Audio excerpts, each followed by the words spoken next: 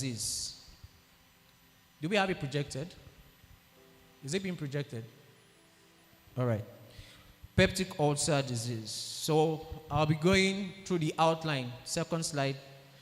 Now, on the third slide, you would see that there's a person trying to hold these parts of the body. So first of all, if I ask a person, anybody in the crowd, what part of your body is this? Anybody? I might give a prize. I might give a prize money for correct answers. So what part of the body is this? You are the OFAOU zonal secretary or zonal coordinator. Sir? Yeah, okay. What part of the body is this? Okay, that's an answer. Thank you, sir. Who else? Yeah. Stomach. Wonderful. Any other person? Any other person?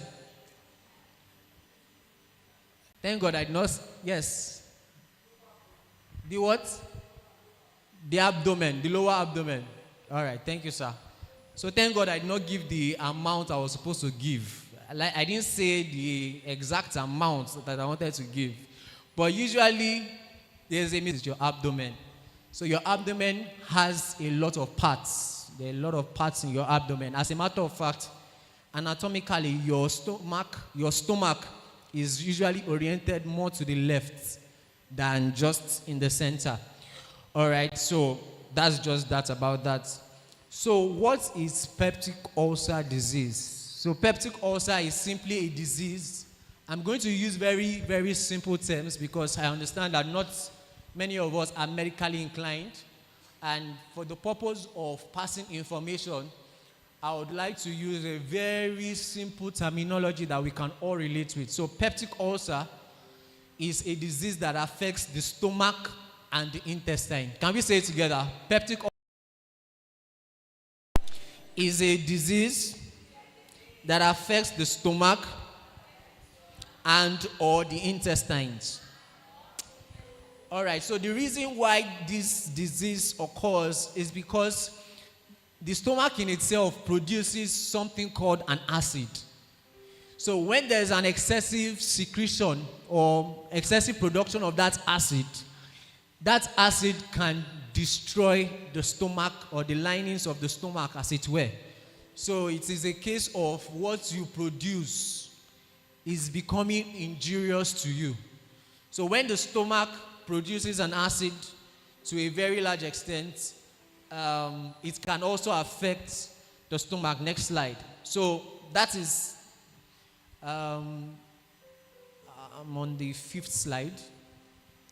So relevant anatomy, like I said, so that is this structure you are seeing there, that is the stomach. Yeah, that is the stomach. That is how your stomach is. All the fufu, no, all the eba that you eat in favor units, this is where it is coming to. All the beans that you eat, this is where it's coming to. Then we used to eat moi moi on Saturday morning. I don't know if it's still moi moi we eat, but glory to God. So I still remember everything. I still remember the food. So that is everything you eat. That is the organ that is responsible for the storage. And there are different parts of the stomach, but I don't want to bore you with too much medical jargons.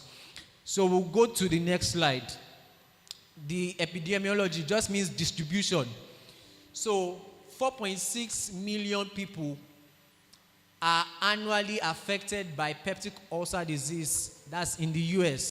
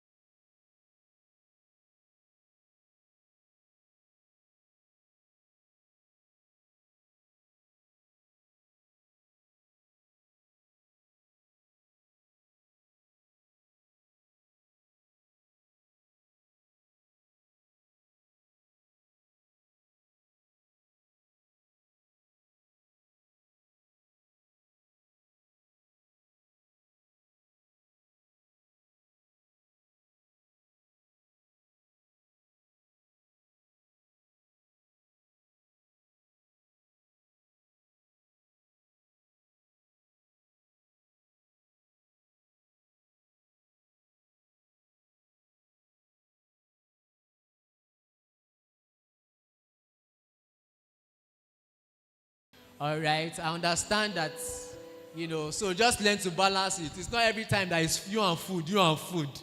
All right, learn to take care of yourself, learn to eat. All right, so learn to eat. Number 2 is rest well. Like I said, stress can also be a predisposing factor to ulcer. So if you are stressed out, it can predispose you to ulcer. Number 3 is avoid NSAIDs. NSAIDs just means, like I said, non-steroidal anti-inflammatory drugs. Don't just use drugs because, oh, my body is paining me. The next thing I will go and do is to use diclofenac or ibuprofen. You might be doing more harm than good if you don't use it as prescribed. Then aspirin too, might not be common in this setting, because aspirin is also something that can predispose a person to that. Then caffeine. People that take coffee some of the things that can make ulcer worse is caffeine. Taking coffee, by extension, those that like to take Coke, those that like to take Pepsi, those can predispose. I'm not saying that, now it gets me, I'm not saying that if you take Coke or you take Pepsi, it can cause ulcer. But some people are susceptible to getting ulcer just by caffeine. All right? By the use of caffeine. People can get, some people would say that they are allergic to certain foods. Especially when I'm interacting with my patient, they will say that, the pain is usually more when I eat beans. Some people have said that. And to a large extent, I've seen the path or the trend in some of my patients. They'll say, whenever I eat beans or whenever I eat something peppery, I just have this pain. All right? So that's the way you can prevent, having all of this. So I'm almost done. Prognosis. So prognosis, let me bore you with what it means. So prognosis, now medication and lifestyle changes can change can achieve about 80 to 90% of healing. So it's not every sickness that requires a medication. There are certain medications that nature can solve or lifestyle changes can solve, all right? So about 80 to 90% of healing can be achieved when there is proper use of medication and there is proper lifestyle changes. I don't know, but it looks like somebody in the audience is thinking that I'm going to project the drugs that you're supposed to use for ulcer. Do you know my answer to you? They play. I won't even put that on my slide, because largely what I'm trying to do is I'm trying to prevent it from even happening. So that's why I'm giving this lecture. But for you to think that I'm going to put the drug and the dosage and the duration, no. You would have to come to the hospital and they would have to examine you and be sure that you have ulcer. Because now, any little thing, if you feel one pain here, you say, G uncle talked to us about ulcer. And remember those drugs I said, you're not going to buy it in the pharmacy. And what might be wrong with you might not just be ulcer. So I'm not going to project